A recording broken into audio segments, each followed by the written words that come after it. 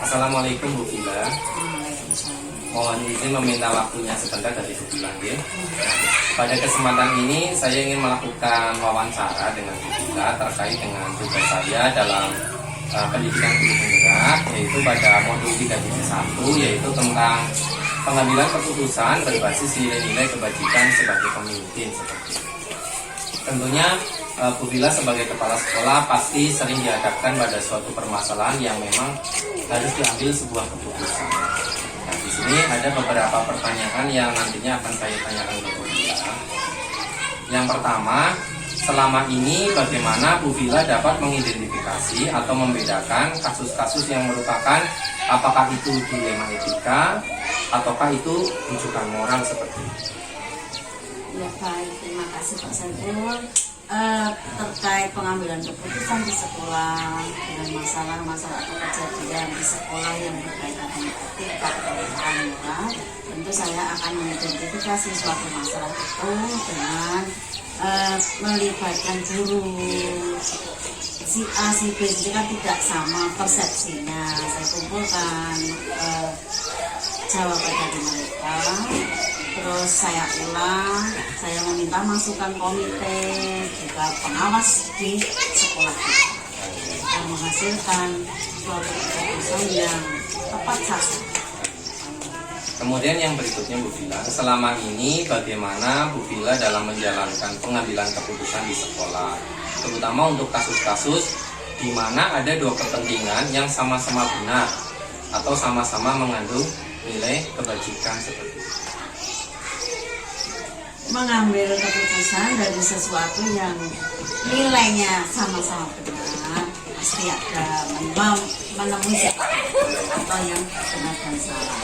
Untuk resiko dari suatu keputusan pasti ada setuju atau suka dan tidak disukai. Walaupun demikian, keputusan tetap harus diambil dan kita pilih resiko mana yang minim, yang kecil. Nah, sehingga dapat keputusan yang sudah diputuskan bisa dilaksanakan semua di wilayah sekolah. Yang berikutnya, langkah-langkah atau prosedur seperti apa yang biasa Bu Vila lakukan selama ini dalam pengambilan keputusan? Langkah-langkah yang diambil, komunikasi adalah penting. Komunikasi, musyawarah antara rekan-rekan kita, rekan kerja, baik itu guru kelas maupun guru penjaga harus penting. Pengambilan risiko yang kecil dan prosedur yang benar akan menghasilkan suatu yang baik untuk warga sekolah. Yang terutama adalah musyawarah yang harus kita kedepankan. Yang berikutnya, hal-hal apa saja yang selama ini merupakan tantangan bagi Bu Vila dalam pengambilan keputusan pada kasus dilema etika antara pengambilan keputusan yang benar dan benar?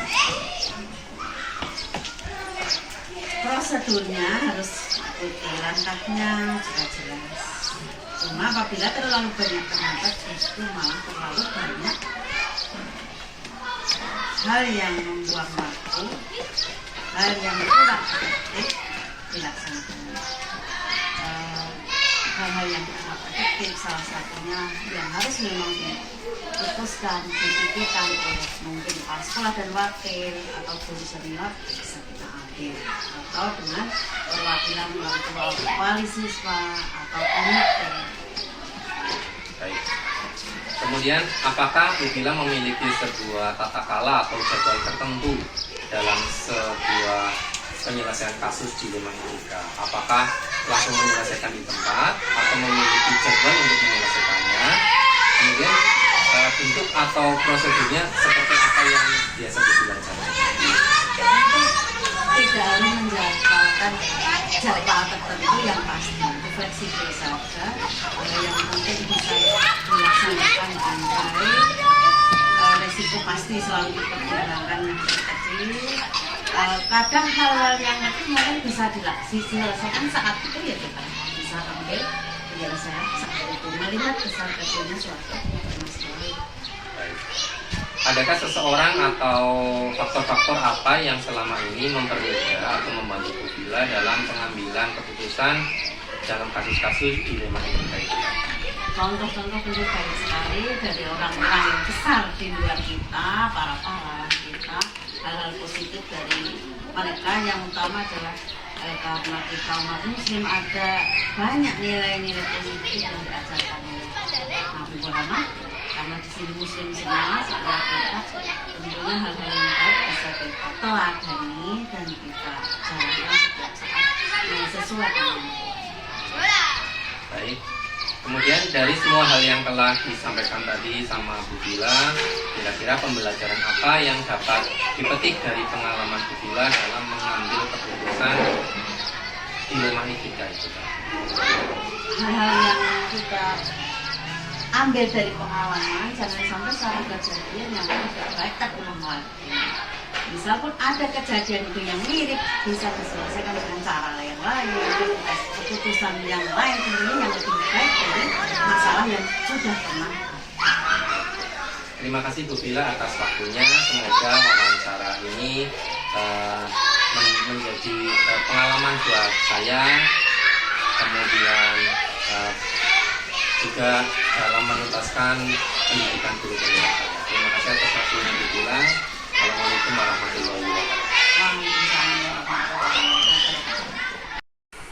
Assalamualaikum Pak Yuda. Waalaikumsalam. Ya, mohon izin meminta waktunya sebentar.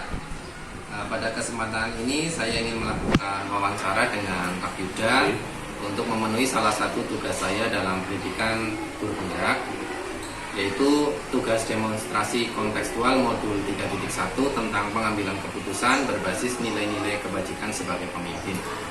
Jadi pada kesempatan ini saya ingin mengajukan beberapa pertanyaan kepada Pak Yuda tentang kondisi di sekolah Pak Yuda. Siap. Pertanyaan pertama seperti ini Pak Yuda.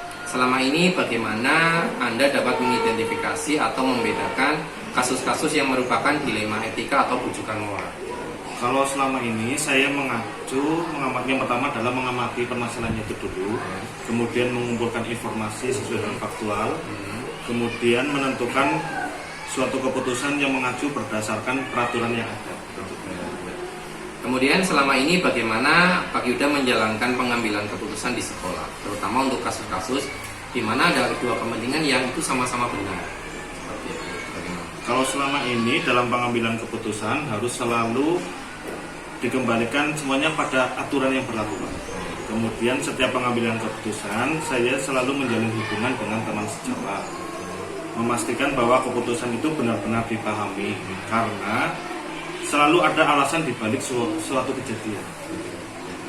Kemudian langkah-langkah atau prosedur seperti apa yang biasa Pak Yuda lakukan selama ini? Kalau langkah yang pertama yang jelas saya mencari informasi terlebih dahulu, kemudian saya akan datang ke lapangan, turun langsung untuk mewawancarai berbagai pihak. Lalu setelah itu saya akan menganalisis untuk diambil keputusan yang terbaik. Oke. Berikutnya, hal-hal apa saja yang selama ini Pak Yuda anggap efektif dalam pengambilan keputusan pada kasus-kasus dilema etika? Kalau saya merasa suatu pengambilan keputusan itu efektif apabila dilakukan secara spontanitas tergantung objek permasalahan yang ada di lapangan. Saya mengobrol dengan tim manajemen sekolah, jajaran Wakasek dan guru-guru senior, didengar pendapatnya supaya ada keputusan bersama, begitu.